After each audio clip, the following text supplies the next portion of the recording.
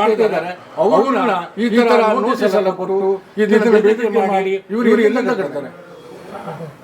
ಹೆಂಗೆ ಉತ್ತರಿಸ್ತಾರೆ? ಒಂದು ವರ್ಷ 40 ಲಕ್ಷ ಲಾಭ ಇದ್ರೆ ಟಿವಿ ಹೇಳಿದ್ರು, ನಾನು ಟಿವಿ ಮಾಧ್ಯಮ ಬಿಡ್ತೀನಿ, ಟಿವಿ ಮಾಧ್ಯಮ ಬಿಟ್ಟು ನಾನು ಈ ಮಾಡ್ತೀನಿ ನಾನು ಅನ್ನೋದು ಹೇಳಿದ್ದಾರೆ. ಇವತ್ತು ಎಷ್ಟೋ ಜನರಿಗೆ ಇದು ಬಹಳ ಬೇಸರದ ಸಂಗತಿ, ಕರ್ನಾಟಕದ ಪ್ರತಿಯೊಂದು ಜನರಿಗೂ ಬಹಳ ಬೇಸರದ ಸಂಗತಿ ಬಂದಿದೆ. ಸರ್ ನಮಸ್ತೆ. ಈಗ ಕಾಂಡಿಮೆಂಟ್ಸು, ಬೇಕ್ರಿ ಮತ್ತು ಸಣ್ಣ ಉದ್ಯಮಿದಾರರಿಗೆ ಸಂಘದ ವತಿಯಿಂದ ನಾನು ಚಂದ್ರಶೇಖರ್ ಶೆಟ್ಟಿ ಮಾತಾಡೋದು. ಈ ಅಂಗಡಿಗಳಿಗೆಲ್ಲ ಕೆಲವೊಂದು ಈ GST ನೋಟಿಸ್ಗಳು ತುಂಬ ಕಡೆ ಕೊಟ್ಟಿದ್ದಾರೆ. ಅವರಿಗೆ ಏನೂ ಗೊತ್ತಿಲ್ಲದ ಥರ ಕೊಟ್ಟಿದ್ದಾರೆ. ಅವರು ಮಾಡುವಂಥ ವ್ಯಾಪಾರ ಏನು ಗೊತ್ತಿಲ್ಲ ಅವರಿಗೆ.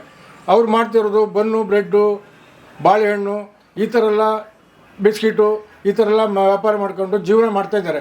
ಅದು ಬೆಳಿಗ್ಗೆ ಓಪನ್ ಮಾಡಿದ್ರೆ ಸಂಜೆ 10 ಗಂಟೆವರೆಗೆ ಗಂಡ ಹೆಂಡತಿ ನಿಂತ್ಕೊಂಡು ವ್ಯಾಪಾರ ಮಾಡ್ತಿದ್ದಾರೆ. ಮತ್ತು ಅವರಿಗೆ ಬಿಲ್ಡಿಂಗ್ ಓನರ್ ಸಮಸ್ಯೆ ಒಂದು, ಈ ಕಡೆ ಮನೆ ಓನರ್ಗಳು ಸಮಸ್ಯೆ, ಆಮೇಲೆ ಸ್ಕೂಲಿಂದ ಸಮಸ್ಯೆ, ಬೇಕಾದಷ್ಟು ಸಮಸ್ಯೆಗಳಿದೆ. ಇದ್ರ ಬಗ್ಗೆ ಸ್ಪಂದಿಸ್ತಾ ಇಲ್ಲ ಸರ್ಕಾರ. ಅವರಿಗೆ ಈ ಥರ ನೋಟಿಸ್ ಕೊಟ್ಟು 10, 20 ಲಕ್ಷ, 50 ಲಕ್ಷದವರೆಗೆ ಕೆಲವರಿಗೆ ನೋಟಿಸ್ ಹೋಗಿದೆ. ಈ ನೋಟಿಸ್ ಇದರಿಂದ ಲಾಭ ಪಡ್ಕೊಳ್ಳೇ ಇಲ್ಲ ಯಾರು ಮಾಲೀಕರು, ಒಬ್ಬರು ಪಡ್ಕೊಳ್ಳೆ ಇಷ್ಟೊಂದು ಲಾಭ. ಇದನ್ನು ಹೇಗೆ ಕಟ್ಟುವುದು? ಹೇಗೆ ಈ ನೋಟಿಸ್ ಜೊತೆಗೆ ಒಂದು ವಿಷದ ಬಾಟ್ಲಿ ಜೊತೆ ಕಳಿಸಿದರೆ ಅವರು ಒಂದು ಇದಾಗುತ್ತೆ, ಏನು ಅಂಗಡಿಯವರಿಗೆ ಒಂದು ಮರಣ ಶಾಸನ ಆಗುತ್ತೆ. ಇದನ್ನು ಸರಿಪಡಿಸದೇ ಇದ್ದರೆ ಈಗ ಕರ್ನಾಟಕ ರಾಜ್ಯ ಕಾರ್ಮಿಕ ಪರಿಷತ್ತು ನಡೆಸುವ ಹೋರಾಟಕ್ಕೆ ನಾವು ಸಂಪೂರ್ಣ 25ನೇ ತಾರೀಕು ಸಂಪೂರ್ಣ ಎಲ್ಲರೂ 25ಕ್ಕೆ ಸಂಪೂರ್ಣ ನಾವೆಲ್ಲ ಬೆಂಬಲ ಕೊಡ್ತೀವಿ. ತಾವೆಲ್ಲರೂ ಇದ್ರ ಜೊತೆ ಕೈ ಜೋಡಿಸ್ಬೇಕು. ನೊಂದವರು ಜನಗಳು ಪ್ರತಿಯೊಂದು ಬರದೇ ಇದ್ದು ನೋಟಿಸ್ ಬಂದವರು ಕೂಡ ಬರಬೇಕು, ನೋಟಿಸ್ ಬರೆದವರು ಕೂಡ ಬರಬೇಕು. ನಮಸ್ತೆ ಸರ್. ಇನ್ನೊಂದು ಎಷ್ಟೆಷ್ಟು ಬಂದಿದ್ದಾವೆ ಆಲ್ಮೋಸ್ಟ್ ನಿಮ್ಗೆ ಗೊತ್ತಿರೋದು ಸರ್? ನಮಗೆ ಗೊತ್ತಿದ್ದಾಗೆ ಕೆಲವರಿಗೆ 30, 40, 50 ಹೀಗೆ 1 ಕೋಟಿವರೆಗೂ ಬಂದಂಥ ಇದೆ, ದಾಖಲಿದೆ. ಹಾಗಾಗಿ ಇದು ಯಾವಾಗ ಇದನ್ನು ಯಾವ ಥರ ತೀರ್ಪು ತಗೊಳ್ತಾರೋ ಗೊತ್ತಿಲ್ಲ. ಯಾರೂ ಕಟ್ಟಲಿಕ್ಕೆ ಒಬ್ಬರು ಸಾಧ್ಯತೆ ಇಲ್ಲ. ಅಂದರೆ ಸರ್ ಈಗ ಅಷ್ಟೊಂದು ಟ್ರಾನ್ಸಾಕ್ಷನ್ ಆಗಿದೆಯಾ ಅಂತ? ಅಷ್ಟೊಂದು ಟ್ರಾನ್ಸಾಕ್ಷನ್ ಆಗಿದೆಯಾ ಅಂತ? ಇಲ್ಲಪ್ಪ, ಟ್ರಾನ್ಸಾಕ್ಷನ್ ಸಾಧ್ಯತೆಯೇ ಇಲ್ಲ. ಕೆಲವರು ನೋಡಿ ನಮ್ಮ ಅಲ್ಲಿ ದುಡ್ಡಿಲ್ಲ, ಅಂಗಡಿಯವ್ರ ಹತ್ರ ಬಂದು 100-200 ರೂಪಾಯಿ ಕೇಳ್ತಾರೆ. 100-200 ರೂಪಾಯಿ ಕೊಡಿ ಸ್ವಾಮಿ, ನನಗೆ ಬಸ್ಸಿಗೆ ಹೋಗೋ ದಾರಿ ಇಲ್ಲ, ಆಟೋಗೆ ಹೋಗೋ ಇದಿಲ್ಲ, ಹಾಸ್ಪಿಟ್ಲಿಗೆ ಹೋಗಬೇಕು. ಕೆಲವರೆಲ್ಲ ಅಕ್ಕಪಕ್ಕದ ಮನೆಯವರು ಕೂಡ ಅಂಗಡಿಯವ್ರ ಹತ್ರ ಬಂದು ಫೋನ್ಪೇ ಮಾಡಿಬಿಟ್ಟು ದುಡ್ಡು ಇಸ್ಕೊಂಡು ಹೋಗ್ತಾರೆ. ಇವರಿಗೆಲ್ಲ ಈ ಮನವರಿಕೆ ಇರಲಿಲ್ಲ. ನಮಗೆ ಟ್ಯಾಕ್ಸ್ ಬರುತ್ತೆ, ಅದು ಬರುತ್ತೆ, ಇದು ಬರುತ್ತೆ, ಇವರಿಗೆ ಏನು ಮನವರಿಕೆ ಇಲ್ಲ. ಇವರು ಅಮಾಯಕರು. ಟ್ಯಾಕ್ಸ್ ಅನ್ನೋದು ಏನು ಮನವರಿಕೆ ಇದುವರೆಗೂ ಕೊಡಲಿಲ್ಲ. ಏನು ಅಂಗಡಿ ಮುಂಗಟ್ಟವರಿಗೆ ಇದುವರೆಗೂ ಟ್ಯಾಕ್ಸ್ ಮಾಹಿತಿನೇ ಕೊಡಲಿಲ್ಲ. ನೀವೆಲ್ಲ ಇಷ್ಟು ಕಟ್ಟಬೇಕು, GST ಬೇಕು, ಇದು ಬೇಕು. ಪ್ರತಿಯೊಂದು ಐಟಮ್ಸು ನಾವು ನೋಡಿ, ಕೆಲವು ಕೋಲ್ಡ್ ಡ್ರಿಂಕ್ಸ್ ಅದು ಇದು ಹಾಕಿದ್ರೆ GST ಅದರೆಲ್ಲ ಆ್ಯಡ್ ಆಗುತ್ತೆ. ಈ ಬಾಳೆಹಣ್ಣು, ಹಾಲು ಇದರಲ್ಲೆಲ್ಲ ಏನು ಸಿಗುತ್ತೆ ನಮಗೆ? ಪ್ರತಿಯೊಂದು ಎಲ್ಲ ಅದರಲ್ಲೂ ಭಾಳ ಕಷ್ಟದ ಪರಿಸ್ಥಿತಿಯಲ್ಲಿ ಇರುವಂಥ ಇವಾಗಲೂ ಕೊರೋನಾ ಬಂದು ಕೆಲವರು ಊರು ಬಿಟ್ಟು ಹೋಗಿದ್ದಾರೆ, ಕೆಲವರು ಸತ್ತು ಹೋಗಿದ್ದಾರೆ. ಅವರು ಈ ಸಾಲ ತಗೊಂಡು ಬಡ್ಡಿ ಕಟ್ಟೋಕ್ಕಾಗಿದೆ, ಕೆಲವರು ಊರು ಬಿಟ್ಟು ಹೋಗಿದ್ದಾರೆ. ಮತ್ತು ಕೆಲವರು ಇದ್ದಾರೆ ಸತ್ತಂಗಿದ್ದಾರೆ. ಆ ಪರಿಸ್ಥಿತಿ ಕೆಲವು ಅಂಗಡಿಯವರಿಗೆ ಇದೆ. ಇದನ್ನು ಯಾರು ಕೇಳುವವರು ಇಲ್ಲ. ಸರ್ಕಾರ ಇದನ್ನು ಬಂದು ಕೇಳ್ತಾ ಇಲ್ಲ. ನಿಮ್ಗೇನು ಸಮಸ್ಯೆ ಹೇಳಿ? ಯಾರೋ ಬಡ್ಡಿ ತಗೊಂಡು ಒಂದು ತಲೆ ಮೇಲೆ ಬಂದು ಕೂಗಂತಾನೆ, ಬಡ್ಡಿ ಮೇಲೆ ಇಸ್ಕೊಂಡು. ಯಾರು ದುಡ್ಡಿದ್ದು ಅಂಗಡಿ ಬೆಂಗಳೂರಿಗೆ ಬಂದು ದುಡ್ಡು ಇದು ಅಂಗಡಿ ಇಡಲಿಲ್ಲ. ಇಲ್ಲಿ ಬಂದು ಅವ್ರ ಇವ್ರ ಹತ್ರ ಸಾಲ ಇಸ್ಕೊಂಡು ಚೀಟಿ ಹೋಗಿಟ್ಟು ಅದು ಇದು ಹಾಕ್ಕೊಂಡು ಅದನ್ನು ಎತ್ತಿ ಮಾಡಿದ್ದು ಏನು ಅಂಗಡಿ ಮಾಡ್ಕೊಂಡಿದ್ದಾರೆ. ಆ ಫೈನಾನ್ಸ್ ಕಟ್ಟೋಕ್ಕಾಗಿದೆ. ಎಷ್ಟೋ ಜನ ಒದ್ದಾಡ್ತಿದ್ದಾರೆ, ಎಷ್ಟೋ ಜನ ಊರು ಬಿಟ್ಟು ಹೋಗಿದ್ದಾರೆ.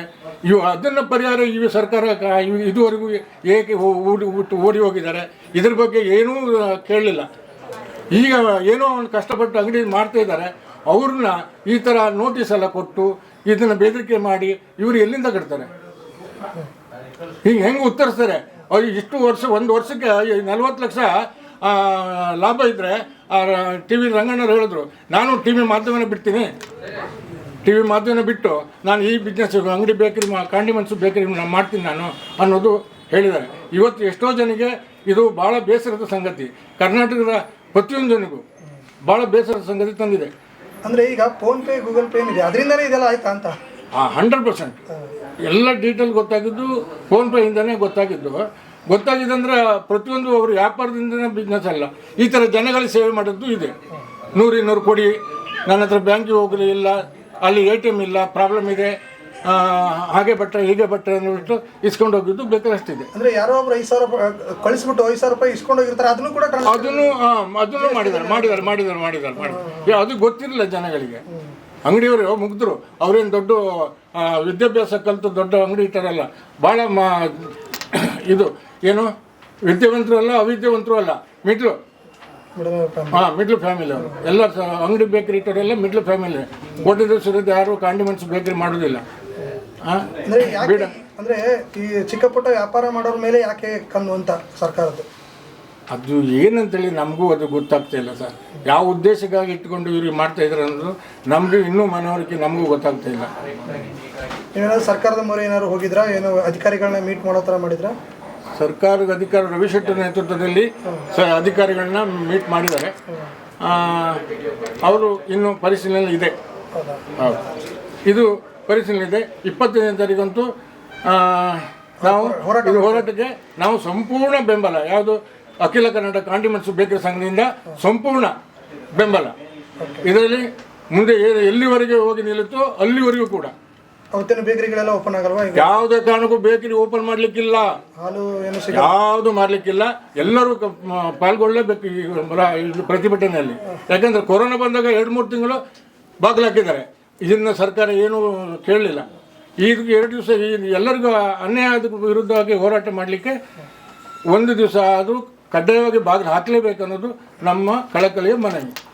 Okay sir.